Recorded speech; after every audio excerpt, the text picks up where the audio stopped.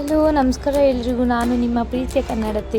ಯಾರ್ಯಾರೆಲ್ಲ video ನೋಡ್ತಾ ಇದ್ದೀರಾ like ಮಾಡಿ, ಶೇರ್ ಮಾಡಿ, ಕಮೆಂಟ್ ಮಾಡಿ and subscribe my channel. And ಇವತ್ತೇನಪ್ಪ ಅಂತ ಅಂದರೆ ಥರ್ಸ್ಡೇ ಆ್ಯಂಡ್ ನಾಳೆ ಫ್ರೈಡೇ. ತುಂಬ ಖುಷಿಯಾಗಿದೆ ಕೂಡ ನಾಳೆ ಊರಿಗೆ ಹೋಗೋದು ಅಂತ.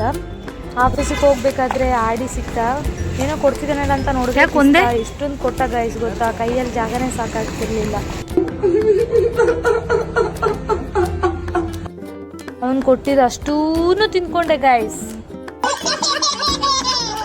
ಅಷ್ಟೊಂದು ಪಿಸ್ತಾ ಕೊಟ್ಟಿದ್ದಾನೆ. ಅವನಿಗೊಂದು ಥ್ಯಾಂಕ್ಸ್ ಹೇಳ್ಬೇಕಲ್ವಾ. ಥ್ಯಾಂಕ್ಸ್ ಆಡಿ.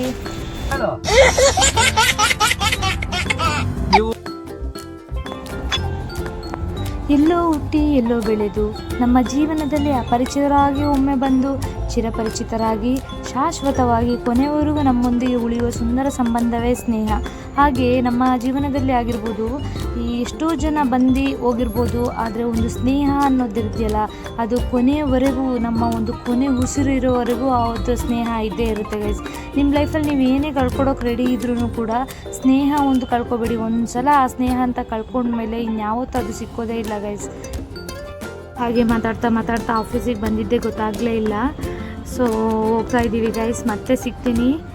ಬಾಯ್ ಬಾಯ್. ಹಾಯ್ ಗಾಯ್ಸ್, ಊಟಕ್ಕೆ ಹೋಗ್ತಾ ಇದ್ದೀವಿ. ಈ ಕಡೆ ಸೈಡ್ ಚೈತ್ರ, ಈ ಕಡೆ ಸೈಡು ಆದರ್ಶ್.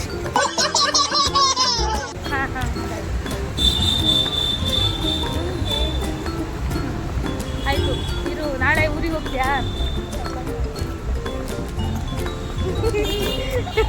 ಐಡಿ ಮಾತಾಡು, ಏನೋ ಹೇಳ್ತೀನಿ ಇರಿ ಗೈಸ್. ಏನು ಮಾತಾಡು ಏನಾದರೂ ನಿನ್ನ ಅನಿಸಿಕೆ ನನ್ನ ಲಾಗ್ ಬಗ್ಗೆ. ನಾನು ಕೇಳಕ್ಕಾಗಲ್ಲ, ನಿನ್ನ ಅನಿಸಿಕೆ ನೀನು ಹೇಳ್ಕೊಬೇಕು. ಅವಶ್ಯಕತೆ ಇದೆಯಾ, ಅನಿವಾರ್ಯನಾ? ಇಷ್ಟೇ ಅವ್ನು ಮಾತಾಡೋದು. ಬೇರೆ ಟೈಮಲ್ಲಿ ಕ್ಯಾಮ್ರಾ ಇಲ್ಲದೆ ಇರುವಾಗ ಬಾರಿ ಮಾತಾಡ್ತಾನೆ. ಗೈಸ್ ರೂಮಿಗೆ ಬಂದಿದ್ದೀನಿ. ಸ್ವಲ್ಪ ನಾಳೆ ಊರಿಗೆ ಹೋಗ್ತಾ ಇದ್ದೀನಲ್ಲ, ಸೊ ಅದಕ್ಕೆ ಮನೆಗೆ ಸ್ವಲ್ಪ ಏನಾದರೂ ತೊಗೊಂಡೋಗೋಣ ಅಂತ. ಸೊ ಏನು ಅಂತ ಗೊತ್ತಿಲ್ಲ, ತೊಗೋಬೇಕು.